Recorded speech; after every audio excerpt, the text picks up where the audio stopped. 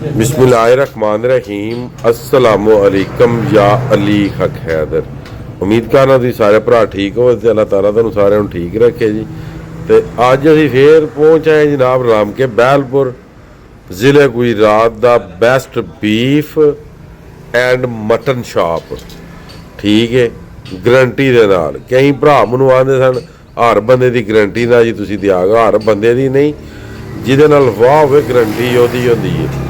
इस टाइम असीं पहुंचे आए 6वें तो 7वां जानवर है जिहड़ा कर रहे ने। छोटा भी 3 जानवर 12 बजे तक ये बीफ के जिहड़े ने ये ज़िबा कर देंदे ने, जिहड़े सेल हो जाते हैं। तुसीं इन्हां दा टोटा मारना चैक करो।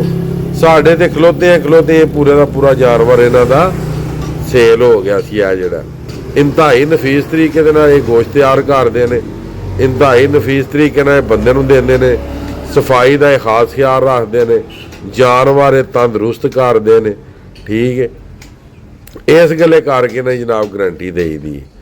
छपाले वाली साइड तो आ भी है तो मोजो की नशहरा तो मरजाई चक क्रॉस करके तो अगे पिंड राम के बैलपुर। अगर तुसी गुजरात तो आवो, गुजरात जलालपुर जट्टा तो शबाजपुर रोड, शबाजपुर तो लाला चक तो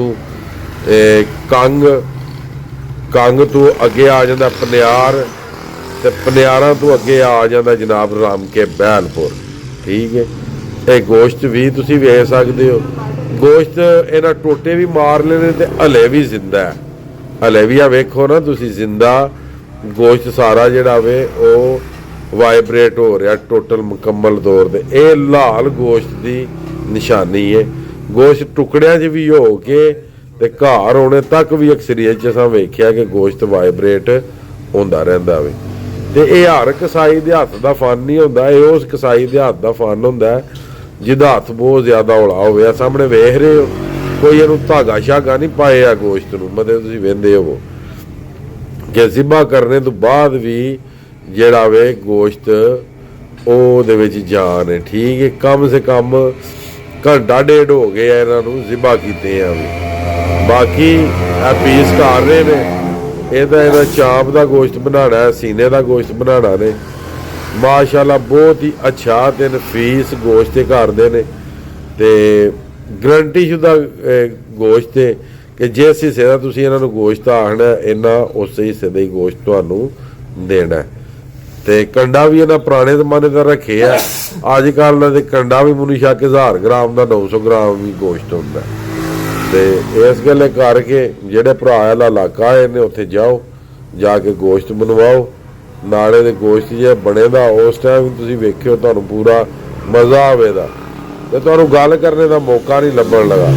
सरकारी गल है हड्डी ते फिर मुनासब जी जिहड़ी ओह सारे नाल जानी है। मगर माशाल्लाह बहुत ही प्यारा गोश्त बनाते ने। ते वेखो हर गोश्त दे नाल जिहड़ी है हल्की फुल्की चर्बी भी भले जानवर करदे ने। ठीक है, यह सीने का गोश्त जे, सीने की गन्नी का तुसीं वेख लो मटन विच। ते बीफ की भी इंशाअल्लाह ताला वीडियो तुहाडे कोल आवेगी ते ओह भी तुसीं वेखो जे तुहानूं मज़ा आवेगा इंशाअल्लाह। ठीक है, गोश्त का कलर चेक करो, माशाअल्लाह बहुत ही प्यारा कलर है। तो गोश्त तुसीं अगे भी वेख लिया कि बिल्कुल इंज ही सी जिस तरह जिंदा। तो बाकी जनाब उम्मीद करना अज की वीडियो ते अज का व्लॉग तुहानूं पसंद आया होवेगा। मैनूं दिओ जनाब इजाजत, नैक्सट वीडियो आने तक ज़्यादा अपना